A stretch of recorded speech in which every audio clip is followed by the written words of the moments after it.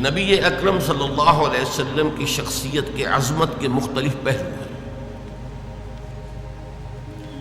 ایک ہے آپ کا مقام و مرتبہ اور آپ کی عظمت بحیثیت نبی، ایک ہے آپ کی عظمت، آپ کا مقام رفیع و بلند بحیثیت انسان۔ پھر انسان کی حیثیت سے بھی ایک پہلو ہے روحانیات کا، آپ کا مقام اور مرتبہ روحانی اعتبار سے،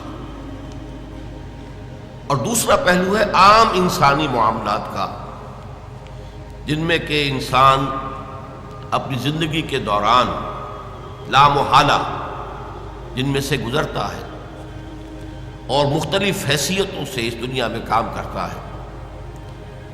تو یہ جو مختلف پہلو ہیں عظمت محمدی کے صلی اللہ علیہ وسلم، ان میں سے بعض پہلوؤں کے بارے میں یہ بات ہمیں اچھی طرح سمجھ لینی چاہیے کہ اس کی عظمت، آپ کی عظمت کا بیان تو درکنار، اس کا ادراک اور شعور اور فہم بھی ہمارے لیے ناممکنات میں سے ہے۔ دیکھیے، سادہ سی مثال ہے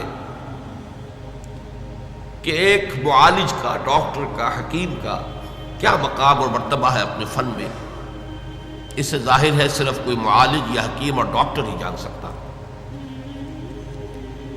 ایک انجینئر کا کیا مقام ہے اپنے فن میں، اس سے واقفیت صرف انجینئر کو حاصل ہو سکتی ہے۔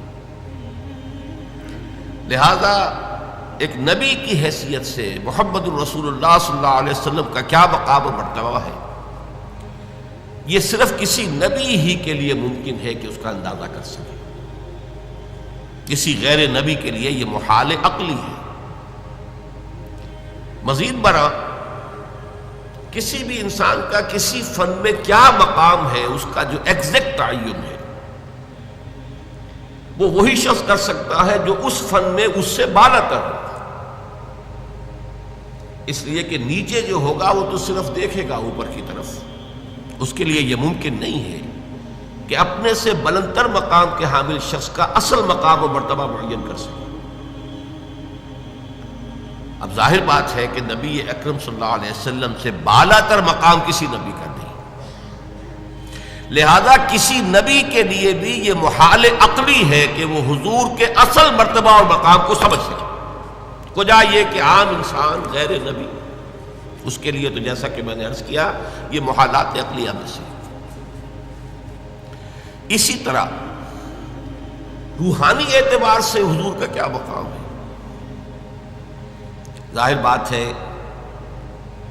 کہ ہم جیسے لوگوں کے لیے اس کا ادراک و شعور ممکن نہیں۔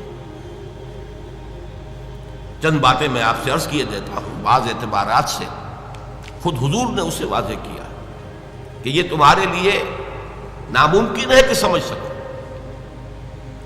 مثال کے طور پر حضور صوم وصال رکھتے تھے۔ صوم وصال اسے کہتے ہیں کہ آج روزہ رکھا اور شام کو اسے افطار نہیں کیا، وہی روزہ رات سے گزر کر پھر اگلے دن تک چلا اور اگلے دن شام کو افطار ہوا، تو یہ 2 دن کا صوم وصال ہے۔ اگر یہی بات آگے ایک اور دن چلے گی تو 3 یوم کا صوم وصال ہو جائے۔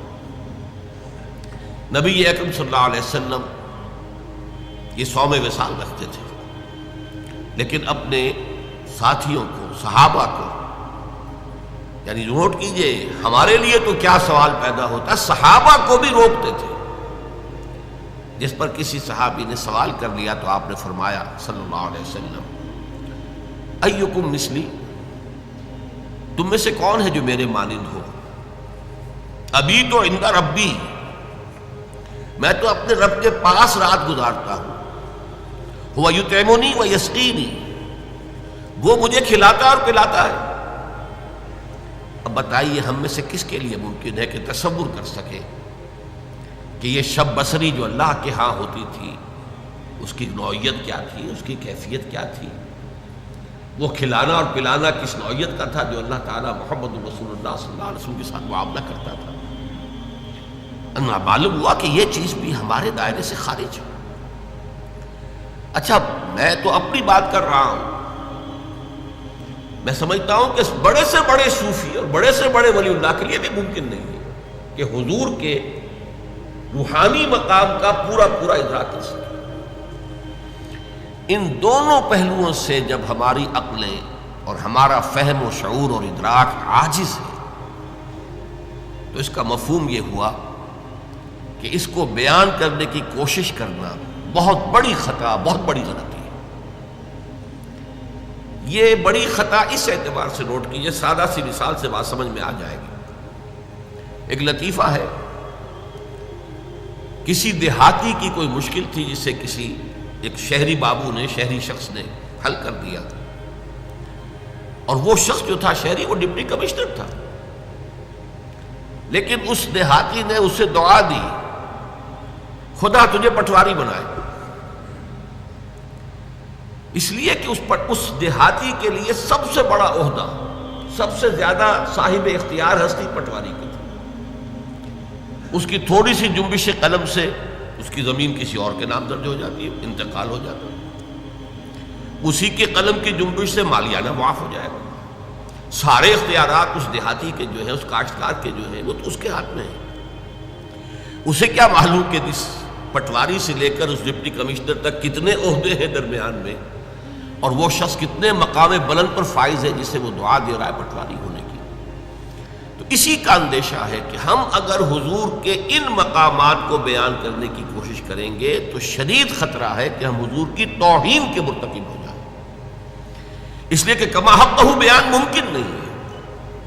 جب کما حقہ بیان ممکن نہیں ہے تو ہم اپنے تصور کے مطابق مدح کریں گے، اور وہ بہت کمتر ہوگی اصل مقام کے اعتبار سے، اور اسی کا نام توہین ہے۔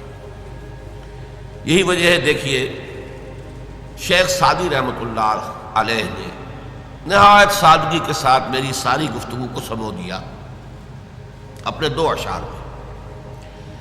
یا صاحب الجمال و یا سید البشر من وجهك المنیر لقد نور القمر لا يمكن الثناء كما كان حقه بعد از خدا بزرگ توئی، قصہ مختصر۔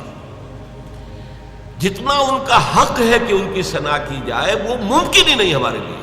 لا يمكن الثناء كما حقه، بس ہمیں صرف یہ کہہ کر جو ہے اس بات کے دامن میں پناہ لینی ہے کہ بعد از خدا بزرگ توئی، قصہ مختصر۔ اللہ کے بعد آپ ہی کی ہستی ہے بلند ترین، عظیم ترین۔ اب اسے کس طرح بیان کریں، کیا بیان کریں؟ ہمارا تصور سے بھی آگے بڑھ کر تخیل بھی سرنگوں ہے کہ وہ اس مقام بلند و رفیع کا کوئی ادراک اور شعور کر ہی نہیں سکتا۔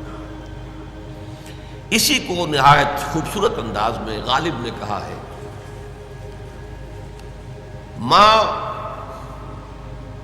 ثنائے خواجہ بیزداں گزاشتے، ہم نے حضور صلی اللہ علیہ وسلم کی ثنا اور حمد کو خدا کے حوالے کر دیا ہے، یزداں کے حوالے کر دیا، ہم اس کی کوشش ہی نہیں کرتے۔ کہا ذات پاک مرتبہ دان محمد است، اس لیے کہ وہی ذات پاک ہے جو محمد الرسول اللہ کے اصل مرتبے سے واقف ہے۔ یہ کاں جو ہے اس کے مصرع ثانی میں، وہ کہاں کا مخفف، فارسی میں اشعار میں یہ بہت ہوتا ہے کثرت سے کہ ذات پاک مرتبہ دان محمد است، کہاں ذات پاک مرتبہ دان محمد است۔ محمد کے اصل مرتبے اور مقام کو جاننے والی ایک ہی ہستی ہے اور وہ اللہ تعالیٰ کی ہے، لہذا غالب ثنائے خواجہ یزداں گزاشتے ہیں، غالب ہم نے تو حضور کی مدح و ثنا کو اللہ کے حوالے کر دیا۔